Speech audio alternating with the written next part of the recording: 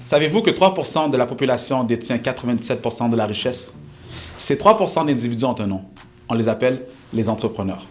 Selon les statistiques, les faits et les témoignages, être entrepreneur apporte plus de bénéfices qu'être employé. Entre autres, les entrepreneurs font plus d'argent, paient moins d'impôts, ont plus de liberté, ils peuvent même laisser un héritage après leur mort. Mais malgré ces faits, 97% des gens continuent à être l'objet du projet de quelqu'un d'autre. J'entends souvent des personnes se plaindre de leur emploi. « Maxime, on ne me paye pas assez, j'ai pas pu obtenir mes vacances, j'ai pas eu d'augmentation depuis un certain moment. » Et j'ai toujours la même réplique depuis. Si tu n'es pas satisfait, alors lance ton entreprise. Et c'est là qu'on me donne la fameuse réponse. Mais non, Maxime, avoir son entreprise, c'est risqué. Et mon emploi m'apporte une certaine sécurité. Entre vous et moi, dans le contexte d'aujourd'hui, dans notre société, est-ce que réellement la sécurité d'emploi existe encore? Il y a des coupures sans arrêt. Les personnes âgées sont même obligées de retourner sur le marché du travail car ils n'ont pas assez d'argent pour leur retraite. On voit des gens passer leur journée au coin d'une rue en train de faire la grève. C'est ça la sécurité pour vous? C'est ça la stabilité pour vous?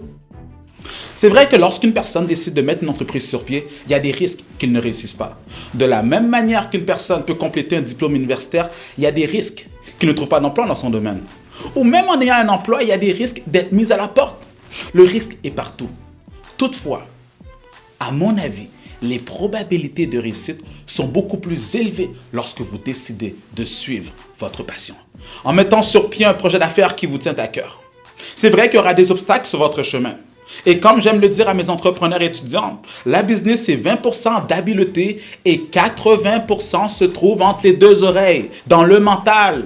La seule idée que vous devriez vous mettre en tête, c'est qu'à partir du moment que vous vous lancez, brûlez le pont derrière vous, plus de marche arrière.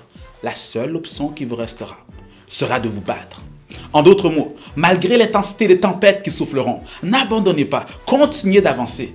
C'est ça, un véritable entrepreneur. Et c'est de cette manière que vous pourriez également laisser votre marque ici. Cela a été le cas du fondateur d'Apple, l'entrepreneur Steve Jobs. C'est vrai qu'il n'est plus de ce monde. Mais l'entreprise et l'héritage qu'il a bâti continue et continuera d'exister pendant encore plusieurs générations.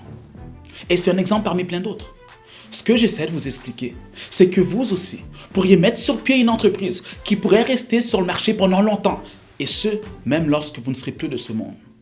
C'est ça, la véritable stabilité. Donc arrêtez de voir à court terme, ayez plutôt une vision sur le long terme. Dites-vous qu'à chaque fois que vous voyez une entreprise qui réussit, c'est parce qu'un jour, quelqu'un a pris une décision courageuse. Pourquoi ne seriez-vous pas cette personne? C'était Maxime Victor pour vous inspirer et vous motiver à vous surpasser.